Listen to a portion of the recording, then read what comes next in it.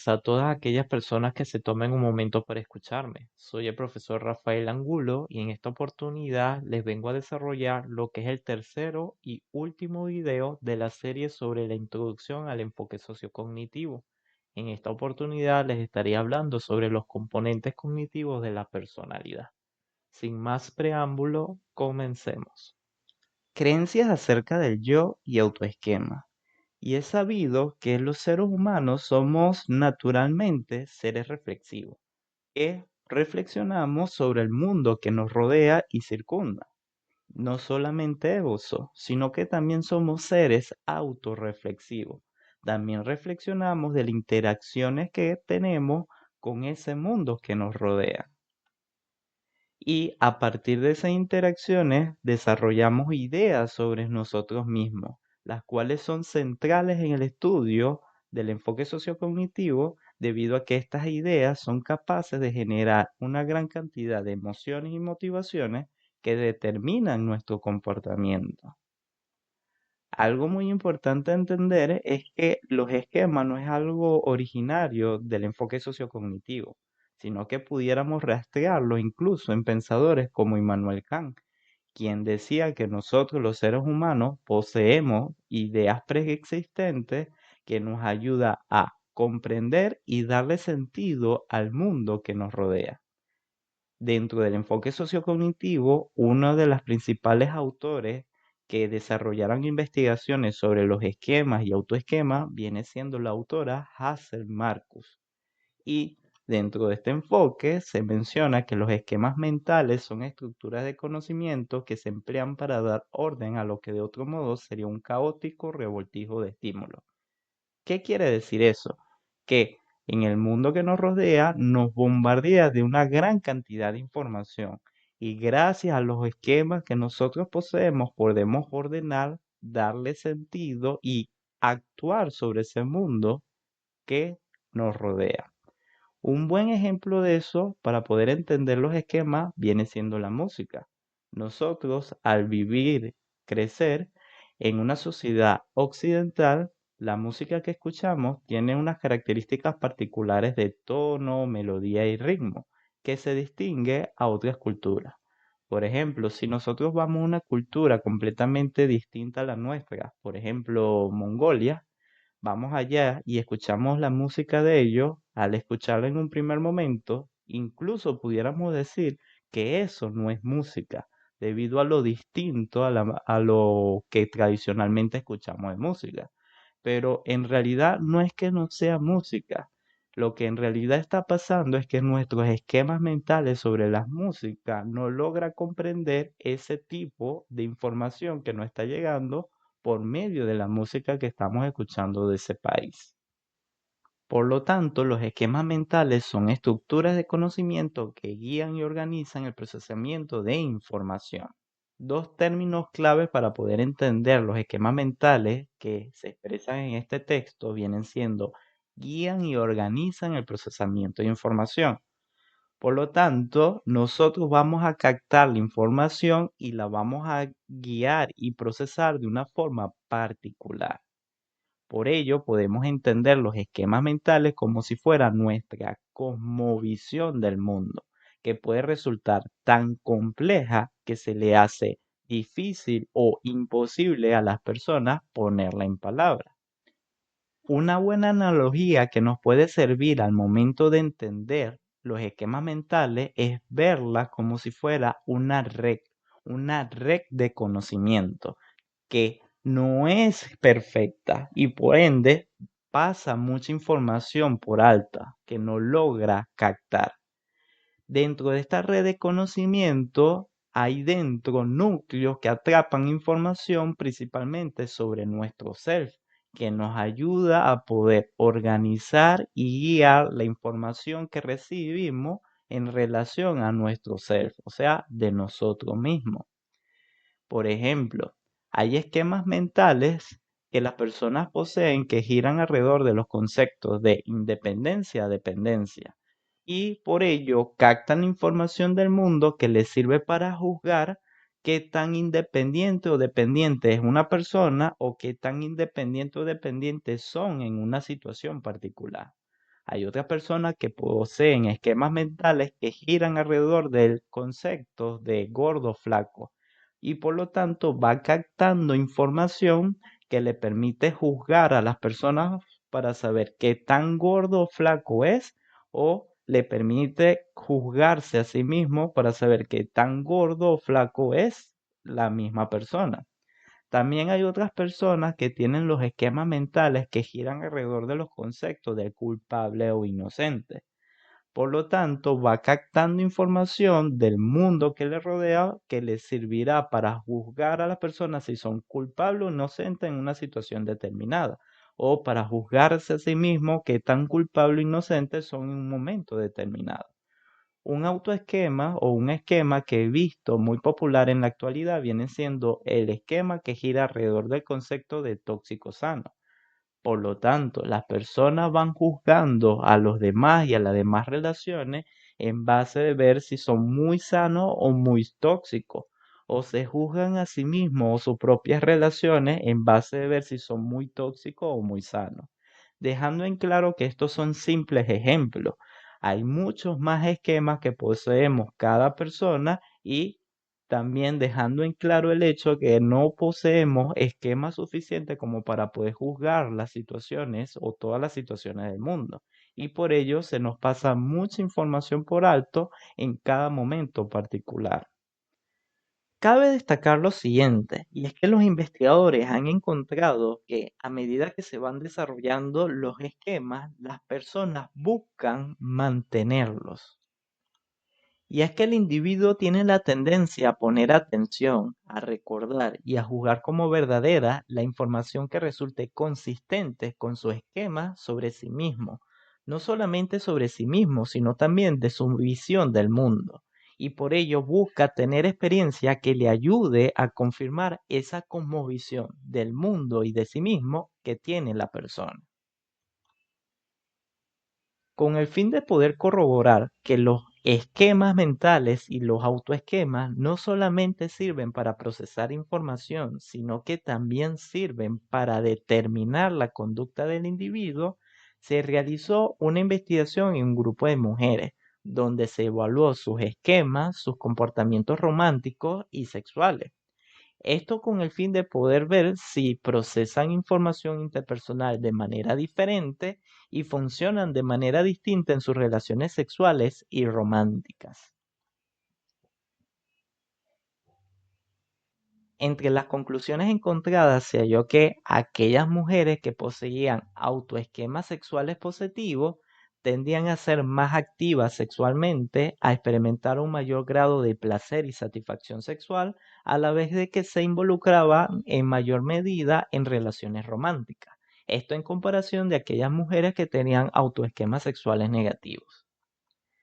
Ahora bien, aquellas mujeres coesquemáticas, o sea, que poseían autoesquemas sexuales positivos, que giraban alrededor de sus habilidades para experimentar placer, como también autoesquemas sexuales negativos, a una tendencia al conservadurismo y a la vergüenza sexual, tendían a buscar experiencia en mayor medida de involucramiento sexual y a la vez experimentaba mayores niveles de ansiedad sexual. Y podemos ver que este tipo de experiencia ayuda en la construcción del concepto del yo. Y este concepto del yo hace que el individuo busque tener experiencias que confirmen sus propios esquemas y autoesquemas. O sea, nosotros los seres humanos tenemos la tendencia de buscar experiencias que confirmen nuestra propia visión del mundo y de nuestra visión de nosotros mismos. Enfatizando en el aspecto del yo, las personas no solamente poseen un único autoesquema, sino que los seres humanos son seres complejos y desarrollan un determinado número de conceptos diferentes acerca de sí mismos. Dichos conceptos se irán activando en distintos escenarios, dependiendo de las distintas señales situacionales que iremos recibiendo. Una característica principal de los autoesquemas es que son dinámicos. Eso hace referencia a que cuando un autoesquema se active en un momento determinado, no siempre va a permanecer activo, sino que los distintos autoesquemas que poseemos van a irse activando y desactivando a medida de que lo necesitemos. Por lo tanto, no poseemos un solo autoesquema que nos defina, sino que poseemos una multiplicidad de autoesquemas que nos ayuda a adaptarnos a las distintas circunstancias que enfrentamos en nuestra vida cotidiana. Los investigadores han utilizado el término de familia para referirse a que nosotros, los seres humanos, poseemos una familia de autoconceptos, tal cual como la familia que tienen una diversidad de miembros que se diferencian entre sí y que guardan ciertos aspectos en común. Nosotros tenemos una familia de autoconceptos que se diferencian entre sí, pero que guardan ciertos aspectos en común. Hay que dejar claro que los autoesquemas son contextualizados. Eso hace referencia que se van a ir activando en los distintos contextos a donde nos desenvolvemos en nuestra vida diaria, dejando claro que sí, los autoesquemas poseen ciertos aspectos en común y a la vez poseen ciertas diferencias que los distinguen uno de otro. También las personas poseen autoesquemas prototípicos, que hace referencia a esos autoesquemas con los que nos identificamos. O sea, este autoesquema sentimos que somos nosotros. En cambio, también poseemos autoesquemas indefinidos. Son autoesquemas con los cuales no nos identificamos, pero que también forman parte de esa familia de autoesquemas que poseemos. Procesamiento de información motivada. Y un error que se suele cometer es ver a los autoesquemas como si fueran información que se va almacenando en nuestra memoria, tal cual como sería una enciclopedia que solamente extraemos de la biblioteca cuando necesitamos una información que se encuentra dentro de ella. Y es que se ha encontrado en las investigaciones que los autoesquemas motivan nuestra manera de procesar la información, o sea, determinan que nosotros procesemos la información del mundo de una manera determinada. Y existen dos motivos, un motivo de automejoramiento y un motivo de autoverificación. Aquellas personas que tienen un motivo de automejoramiento tenderán a evaluar la situación donde se encuentre de una manera donde quede una mirada positiva de sí mismo, o sea, donde ellos queden bien paradas o se vean las cualidades positivas que tienen. Un ejemplo de ello viene siendo en el caso de un estudiante que obtenga una baja calificación en una evaluación. Si tiene un motivo de automejoramiento, esa situación la ordenará en su mente, la procesará en su mente de tal manera que él quede bien parado. Y entonces podrá explicar que obtuvo mala calificación debido a que el profesor no supo explicar la actividad o que incluso desarrollaron la actividad de manera injusta. Por el contrario, un estudiante que sí haya obtenido una buena calificación y a la vez tenga un motivo de automejoramiento, evaluará esa situación de tal manera que diga que el profesor es excelente pedagogo y tiene grandes habilidades didácticas para el desarrollo de actividades. Por el contrario, también existen los motivos de autoverificación y es la tendencia del ser humano, de la persona, de buscar información que confirme su manera de ser y demuestre que tiene una personalidad estable. Un ejemplo de ello lo podemos observar en las personas que se identifican como con una personalidad extrovertida. Entonces suelen presentarse como seres extrovertidos. Un ejemplo viene siendo aquel individuo que relata que fue a una fiesta y explica todas aquellas situaciones donde se comportó de forma extrovertida con el fin de obtener del mundo una confirmación y lo vean como una persona extrovertida. Y de esa manera sentir que tiene una personalidad estable y coherente. Ahora bien, no solo las personas con autoesquemas positivos buscan la autoverificación o se sienten motivadas a autoverificarse, sino también las personas con autoesquema negativa buscarán verificar y confirmar esa negatividad. Y esto hace que ellos se terminen siendo sus peores enemigos. Un ejemplo de ello es que una persona depresiva con autoesquemas negativos tenderá a procesar la información de los distintos sucesos y situaciones por las que está pasando desde una perspectiva negativa. No solamente eso, las personas con autoconceptos negativos también tenderán a buscar otras personas con autoconceptos negativos, con el fin de poder afianzar y verificar entre sí sus propios autoconceptos. Una frase famosa que está relacionada a esta viene siendo la que una vez dijo el comediante Groucho Marx, quien dice: nunca me inscribiría a ningún club que me aceptara como miembro. ¿Qué pasa cuando nuestra necesidad cognitiva por recibir una autoverificación choca con nuestra necesidad afectiva por un automejoramiento? A esto se le conoce como el fuego cruzado entre lo cognitivo y afectivo. Y hasta ahora no hay una respuesta certera, sino que se ha visto que en la mayoría de los casos las personas optan por evaluaciones positivas, al menos que tengan autoesquemas negativos y por ende podrán optar por evaluaciones negativas. Pero no es una respuesta clara ni certera. Lo que sí se ha encontrado por medio de las investigaciones viene siendo que al inicio de una relación, las parejas tienden a tener motivos de automejoramiento en mayor medida, pero a medida que la relación se va consolidando, las parejas tendrán a tener, a medida que se vaya haciendo más íntima la relación, mayores motivos de autoverificación. En ambos casos y en ambos momentos sí habrán los dos tipos de motivos, pero en estas diferentes etapas sí hay como un predominio de uno sobre el otro. Hasta ahora lo que he explicado es sobre los autoesquemas, que son las ideas que tienen las personas sobre sí mismas. Pero un concepto fundamental dentro del enfoque sociocognitivo viene siendo el de las metas personales, que son las representaciones mentales de los objetivos que persigue una acción o serie de acciones. Y es que la presencia o ausencia de metas genera o influye en la motivación de las personas. Además que las metas generan un tipo particular de emociones, un tipo particular de cogniciones y un tipo particular de conducta, entendiéndose por ello porque existe tanta diferencia entre las personalidades. Existen distintas formas de clasificar a las metas. En esta oportunidad les hablaré sobre dos: las metas de ejecución y las metas de aprendizaje.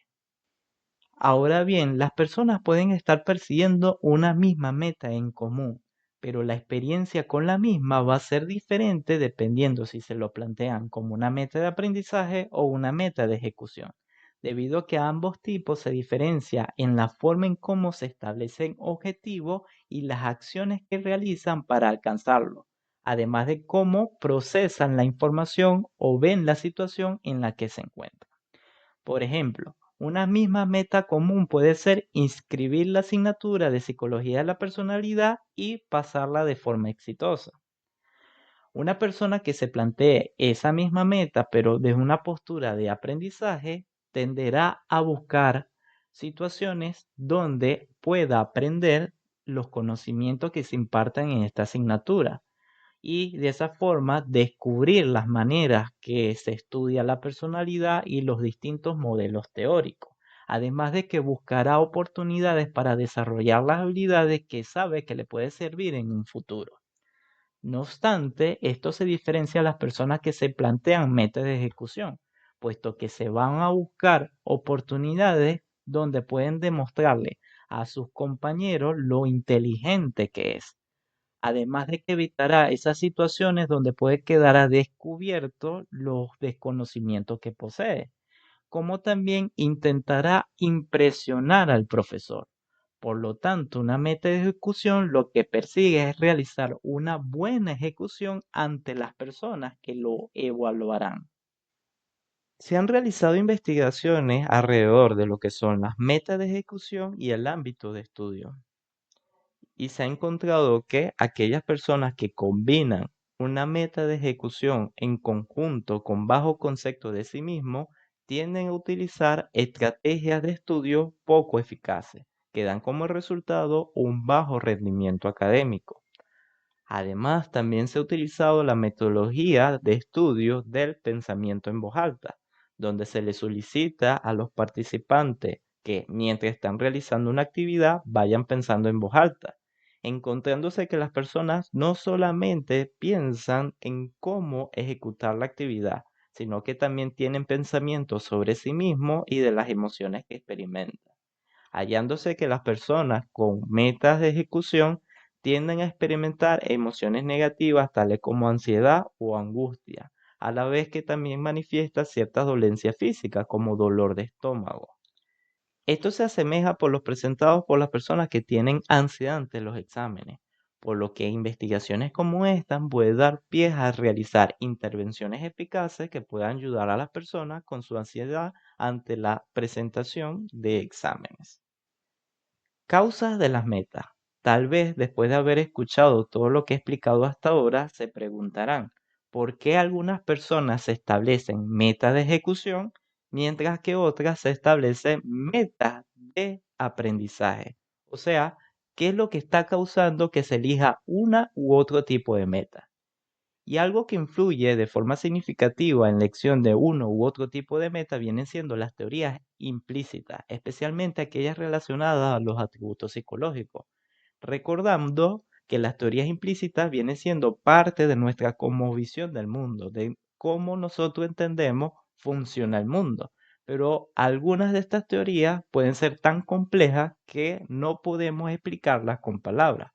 Un ejemplo de ello puede ser la gravedad.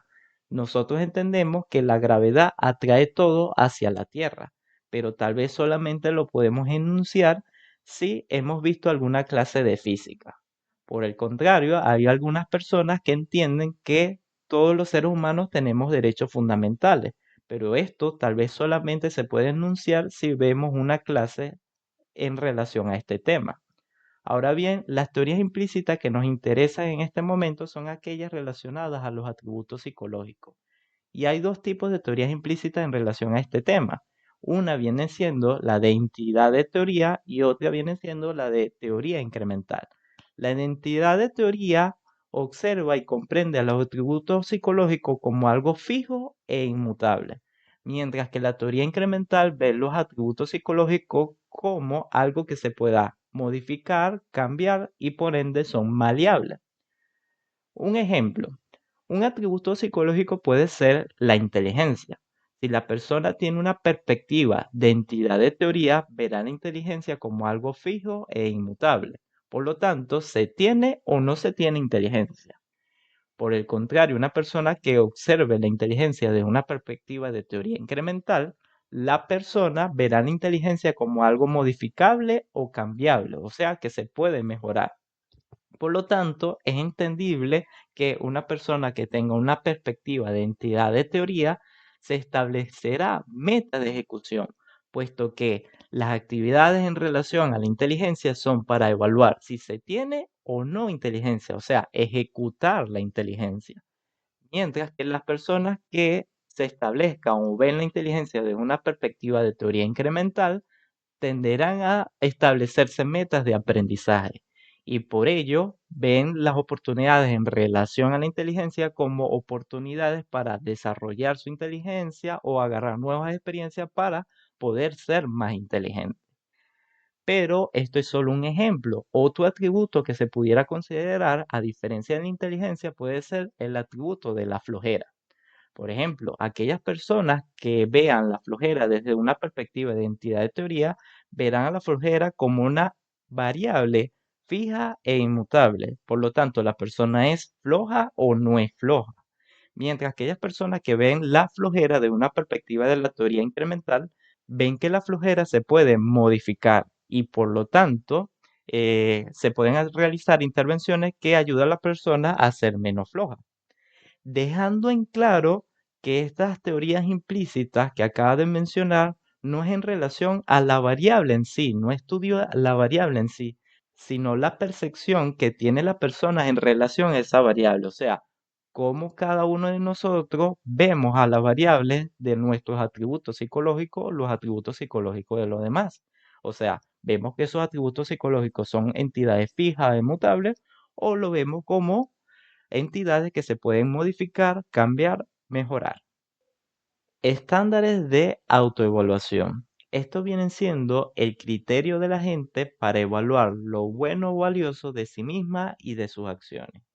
Hasta ahora he venido hablando sobre las metas personales y los estándares evaluativos nos ayudan para guiar nuestra conducta y alcanzar nuestros objetivos. No obstante, se diferencia de las metas debido a que las metas presupone objetivos que nosotros deseamos alcanzar en el futuro. No obstante, los estándares hablan en referencia de los criterios que nosotros tenemos para evaluar nuestra conducta o la conducta de los demás en el presente. Un ejemplo para poder diferenciar entre estándares y metas viene siendo que nosotros pudiéramos estar viendo un partido de fútbol y por ende tener ciertos criterios para evaluar la conducta y el desempeño de los jugadores que estamos viendo. Pero eso no implica que nosotros tengamos la intención en el futuro de realizar las mismas conductas o jugar un partido de fútbol. Uno de los principales psicólogos dentro del enfoque sociocognitivo que ha desarrollado grandes investigaciones dentro de lo que es los estándares de evaluación y los estándares en general viene siendo el psicólogo Edward Torrey Higgins, quien nos dice que los distintos estándares nos producen distintos tipos de experiencias a la vez que generan en nosotros motivaciones emocionales distintas. A continuación voy a hablar un poco de ello. Para poder mostrarles el fenómeno psicológico que Higgins estudió, lo voy a hacer por medio de la siguiente ejemplo. Una noche de finales de semestre, dos estudiantes estudian en la biblioteca universitaria. Ambos se sienten inconformes con cómo les ha ido en una de sus clases, y los dos están retrasados con las lecturas del curso a medida que el semestre llegue a su fin. Al tomarse un descanso, hablan de cómo le está yendo. Tenso, uno de ellos dice, me siento realmente ansioso con esta clase. Quería sacar 10, pero no creo ni sacar un 8. Yo no me siento ansioso, dice el otro. Me siento realmente deprimido con esta clase. Quería obtener un 10, pero ni siquiera creo llegar a un 8. ¿Qué está pasando aquí? ¿Por qué dos personas que tienen el mismo objetivo y están en una circunstancia igual están teniendo experiencias distintas y se generan en ellos emociones diferentes? Según Higgins, esto se debe a que ambos están evaluando la misma situación, pero con estándares distintos. Unos estándares ideales y otros con estándares del deber ser. Los estándares ideales hacen referencia a que la persona muestra los criterios de aquellos resultados, aquellos logros que son positivos para él o para ella y son por eso valiosos para su persona. De estos estándares se desprende lo que es el yo ideal. Por otra parte, se encuentran los estándares del deber ser, que reúnen todos aquellos criterios que tiene la persona con respecto a los logros que cree deber tener o cree que tendría que tener. Por lo tanto, son estándares que reúnen en sí los deberes y responsabilidades que una persona se impone a sí mismo. Y de estos estándares se desprende lo que es el yo debería. Estos resultados encontrados por Higgins nos ayudan a comprender de manera más profunda la diferencia entre las personalidades. Y un buen ejemplo pudiera ser la meta de dejar de fumar, la cual pudiera estar realizándose por razones distintas. Por ejemplo, las personas con un yo ideal pudieran considerar como valioso tener buena salud y por lo tanto una conducta de seguir fumando está violando sus estándares de evaluación.